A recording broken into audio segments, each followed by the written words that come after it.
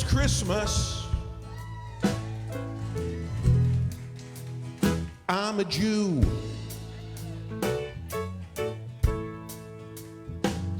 Now you're all eating your Christmas hams. What am I supposed to do?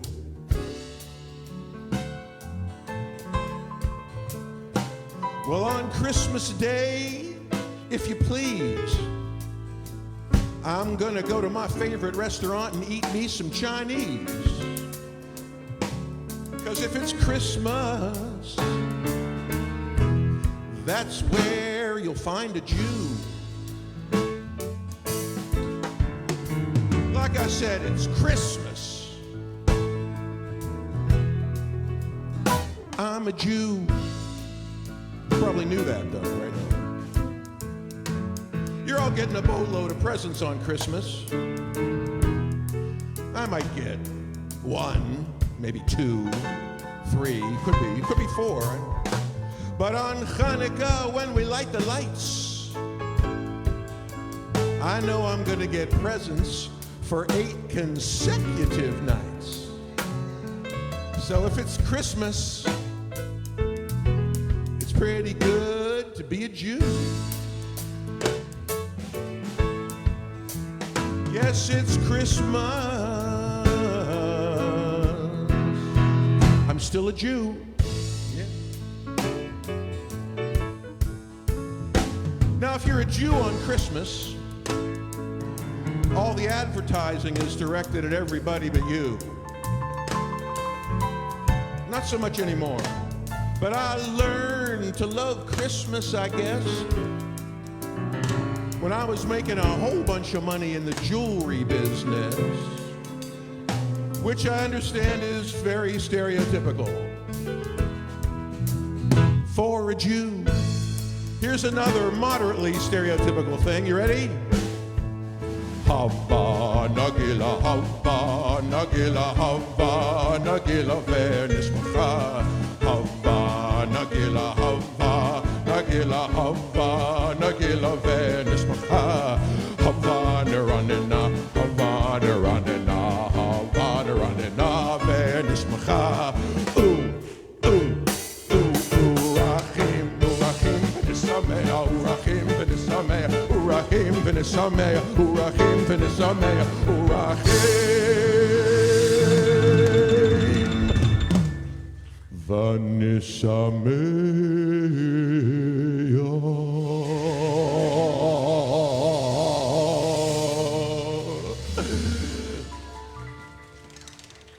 But I digress, because it's Christmas.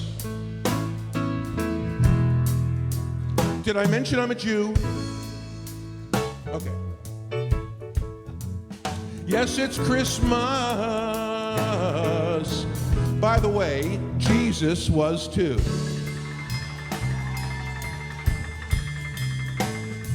But inside, you know we're the same. We just go by a whole bunch of different names. So whether you're a Christian, or you're Buddhist, or you're Hindu, or you're Jewish, or you're an Islamic, or you're agnostic, or you're animist, or you're an atheist, or you're Confucius, or you're a Mormon, or you're a Zoroastrian, find that one in your dictionary, or you're a Taoist, or you're a Shiite, or you're an evangelist, or you're a MAGAist, which is definitely not a religion.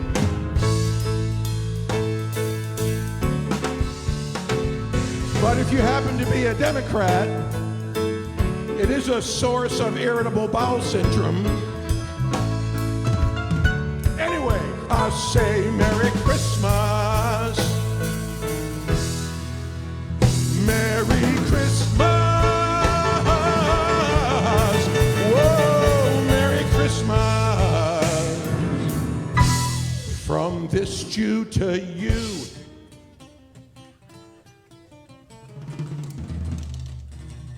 And And Merry Christmas, Happy Hanukkah, Happy Kwanzaa, Happy whatever the Zoroastrians are celebrating. And if I missed anybody, don't send me any nasty emails.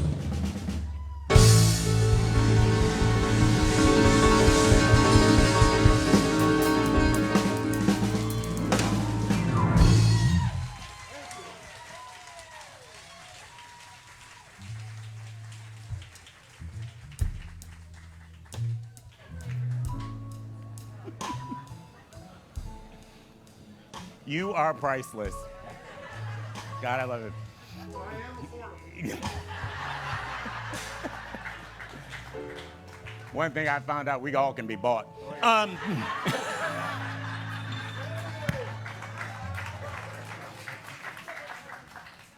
We have a guest this morning who I did not warn that I have totally lost control of this group.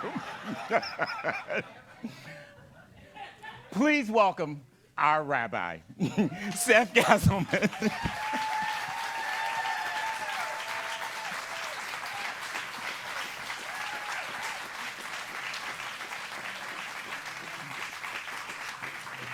It's so good to see you.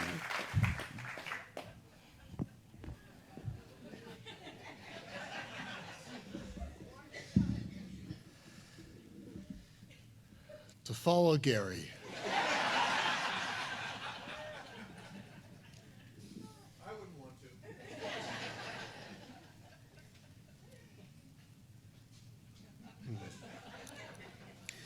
So it is a delight to be back here. It's been a couple of years. My name is Rabbi Seth Castleman. I'd like to speak with you this morning about finding light in the darkness, about the spiritual traditions the world over that in this time of year, as the days get shorter, the light dwindles, we need to have faith. What does it mean to have faith? Most of us as Westerners think of faith as something you have faith in. I have faith in God. I have faith that it's going to turn out this way. It's going to turn out that way. To me, that's more belief than faith.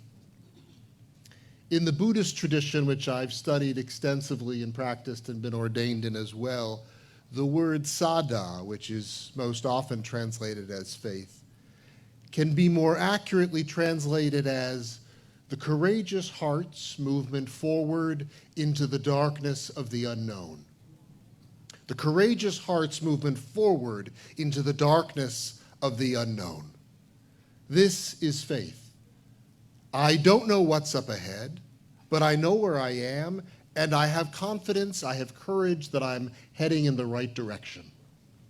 Faith brought us here today, based on some past experience or some advice by someone else or not having known that Gary was going to sing right before me. That's what we call faith based in ignorance. You got this, Rabbi.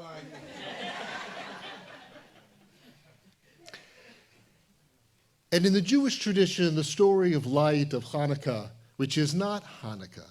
You've got to spit on the person you're talking to when you said, it's Hanukkah. Parallels Christmas in some ways, Diwali in the Hindu tradition.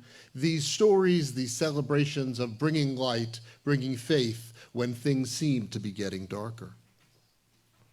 Just recently, I told our youngest, our 6-year-old Abraham, about how the people years and years, centuries, millennia ago, that were living in caves, and when it started to get darker and the days got shorter, worried that perhaps the sun would never come back.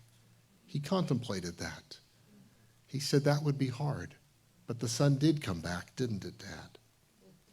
I said yes. And they had faith, and we have faith, and sometimes we don't have faith because we know it's going to happen. We have faith because we have no other choice but to keep the courageous heart's movement forward into the darkness of the unknown. For Hanukkah, it's like most Jewish holidays. You can be summing it up in one sentence. They tried to kill us. We survived. Let's eat.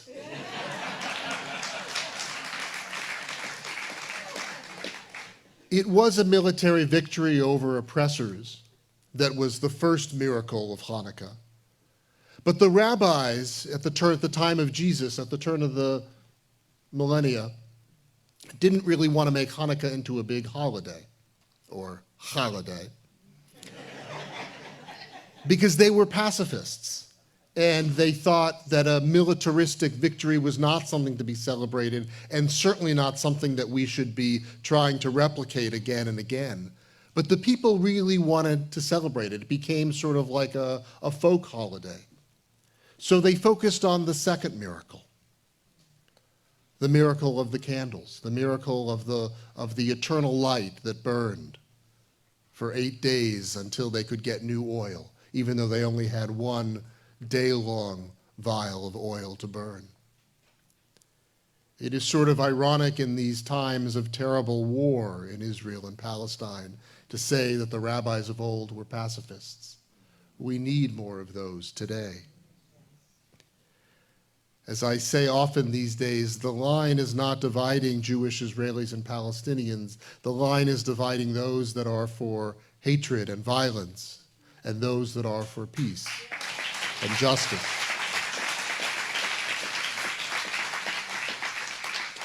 I get asked frequently these days to speak by Palestinian groups, by Jewish groups, and my answer is always the same. If you're not going to speak about the suffering of both peoples, if you're not going to speak about those killed on both sides, I'm not going to have any part of it.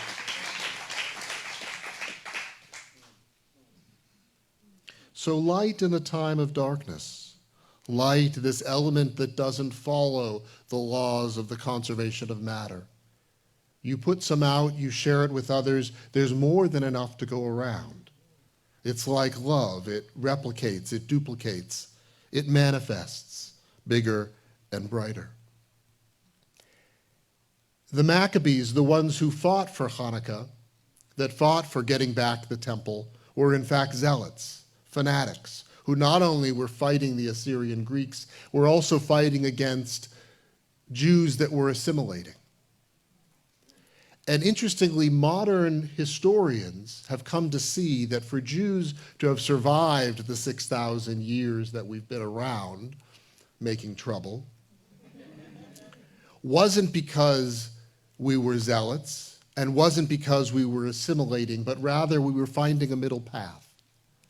And that fanaticism doesn't work pragmatically, besides the fact that it's generally some sort of orthodox fundamentalism that says, my mountain is the one true mountain and yours is not. But neither does complete assimilation and giving up our traditions and losing the stories and losing the values that we were raised in. But rather, as the Buddhists would say, we need to find a middle path. The miracle of Hanukkah that the rabbis lifted up was that the light continued to burn for 8 days until they were able to make and sanctify new oil. Well, that clearly was the miracle on the 8th day, that it still burned. And even on the 2nd day, it was a miracle that it still burned. But the story is told that every day had a miracle. So what was the miracle on the first day of Hanukkah? What was so miraculous? They had a vial of oil, it burned. What's the big deal? And that's not a rhetorical question. Anybody have a thought? Please. For me, it's just like they saw that they only had enough for that day, but they had the faith to just go anyway. Amen. Amen. I talked with her on the way in and placed her there to give the perfect answer. Thank you. To have the faith that even though you don't seem to have enough to make it to the end, what I need to do right now is take one step. Is to just start a ceasefire. Is just not use or not drink for one day. Is just get my kid up and out and to school this morning. Whatever it might be. My day job is running an organization called Exodus Project. We're a reentry organization in the greater Sacramento and into Solano now, working with people coming out of prison and jail and helping them with clothing and food and mentoring and counseling and transportation and housing and full wraparound support, a lot of recovery help. Thank you. It started out ostensibly as a mentoring program, and that's still the foundation of what we do, or one of the pillars of what we do, is volunteers from the community, some who are returned citizens themselves, some who are in recovery, others who are just simply people of goodwill and good listening. Come and do an 18-hour training with us and then get matched. We generally match men with men and women with women to work with people of all genders, coming out from incarceration and helping them, coaching them, being a sponsor for them, being a cheerleader for them for about 6 months post-release. We in fact have a training twice a year, and our next one starts on Thursday. If anyone is interested, if you look under your seat, if you don't have a number that says 36 written under your seat, you've been chosen to be one of our mentors this training. You can come up to me afterwards and we can talk about it. We have a couple of mentors from CSA, and they've been great. Yes. So the rabbis, in trying to keep us away from the focus on war and bring us to the focus on light, decided that on Hanukkah, what should we read but from Zechariah, where it says, "Not by might nor by power, but my spirit alone, says Adonai, the nameless, the Holy One." And this is the spirit that keeps us going, whether we're coming back from incarceration, whether we're just going about our daily lives, whatever our struggle may be, whatever our joys may be.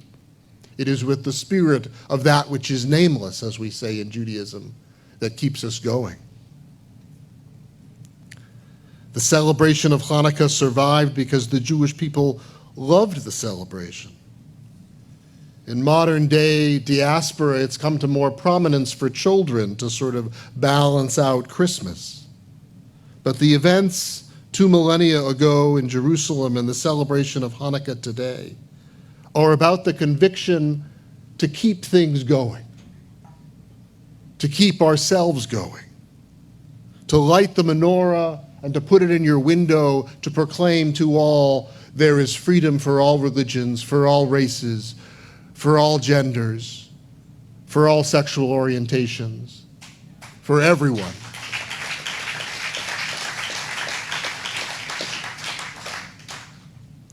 I'll tell you one final story, but never trust a rabbi when he says he's almost done.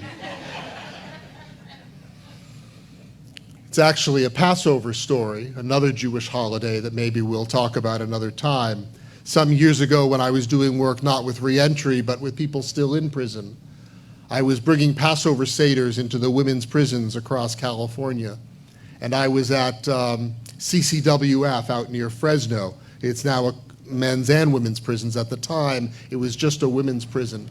And I had some 35 women of all ages from 18 up to 67 that were there for a service and then a meal for Passover, for celebrating the Exodus from Egypt that was mentioned earlier this morning. And we read the Haggadah, the story of the Exodus about Moses and God and people being free and receiving the Ten Commandments and getting manna on faith, food that just comes from God. And then we went into the dining hall where we ate the meal, and we had some outside groups bring in food, and the women's eyes were huge as they saw the plates of matzah and this chicken soup and the chicken and the stuffing and the potatoes and all the different food that we had brought. And they had their trays with the different sections, and they had their sporks, and they piled it on, and they sat down at tables that were affixed to the floor so you couldn't pick them up and use them as a weapon. And I sat down at one of the tables with the women, and an elderly woman next to me, who could have been my grandmother at the time, said a short blessing to herself and then started eating. And she wolfed down the food, eating it extremely fast, and I did my best not to look over at her because I didn't want to embarrass her for this way of eating. She almost started choking. She was eating so fast, and she stopped. She said, "Rabbi Seth, how long do we have to eat?" And I looked at my watch and I said, we have plenty of time. We have 35 minutes, like how much time I have left here in my sermon. "There's no rush," I said. She said, "No rush. They give us 10 minutes a meal." And the woman next to her said, "They're supposed to give us 10 minutes a meal. They don't even always give us that." She said, 10 minutes a day, 10 minutes a meal, 3 meals a day, 36 years. How long is that? I don't know how to eat slowly. And she took another bite and she chewed. And then by the third bite, she was wolfing it down again. And then as she picked up another spoonful of potatoes, the woman on the other side of her reached out and grabbed her hand. And suddenly there was silence in the whole room because physical contact was forbidden, and somehow everyone had a sense of when it was going to happen and that it had happened, and everyone looked to see what would happen next. And the other woman simply took the spork out of her hand and said, "Chew." And she chewed and swallowed. And then she handed the spork back and she took another bite. And the other woman took the spork away again so she could chew and swallow. There's a saying in Judaism around Passover that it was easier to take the Jews out of Egypt than to get Egypt and slavery out of the Jews.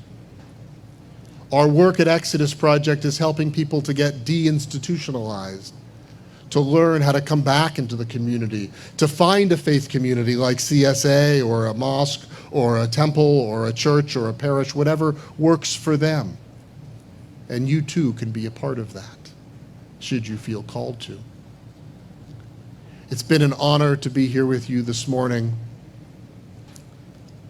As we come into this holiday season, may you find much light. May you cultivate the courageous hearts movement forward into the darkness of the unknown.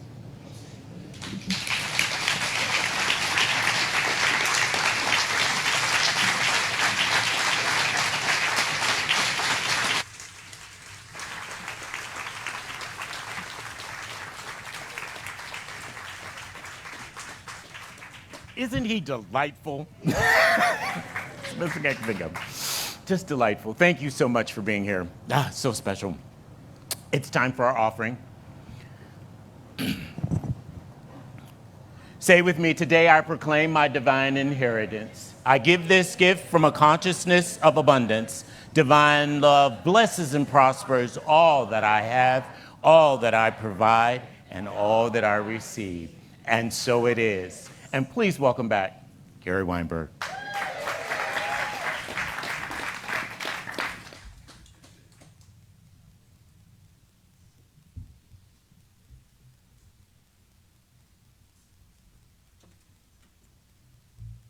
It's like every time I play here, I'm remodeling the house.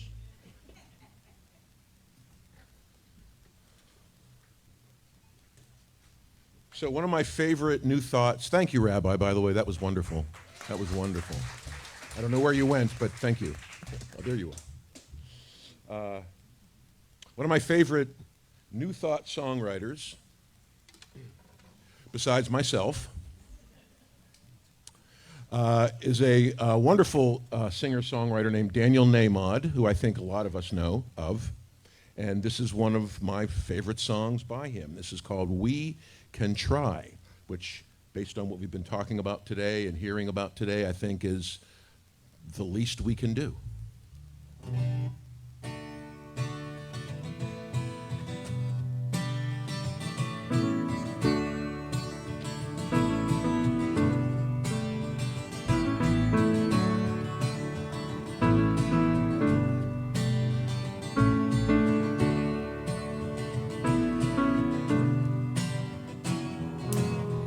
Maybe we can never house the homeless or rid the streets of violence and crime. Make the world a safe place for our children, but we can try. Maybe we can never feed the hungry or chase every warplane from the sky. Do away with ignorance and hatred, but we can try. Sometimes I feel so helpless. All I can do is my best. Even the longest journey begins with a single step. Maybe we won't always find forgiveness. Give our wildest dreams the wings to fly.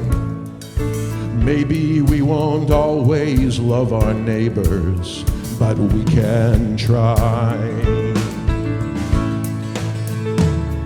Sometimes I feel so helpless. All I can do is my best. Even the longest journey begins with a single step.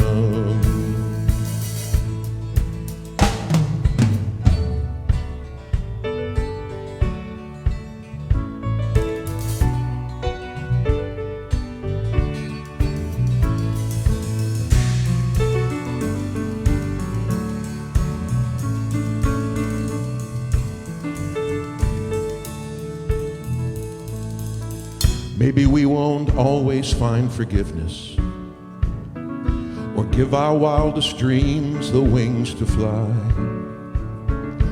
Maybe we won't always love our neighbors, but we can try. Oh, we can try. Oh, we can try. Sometimes I feel so helpless. All I can do is my best, 'cause even the longest journey begins with a single step. We can try, we can try. Sing it if you feel it. We can try, we can try. We can try, we can try.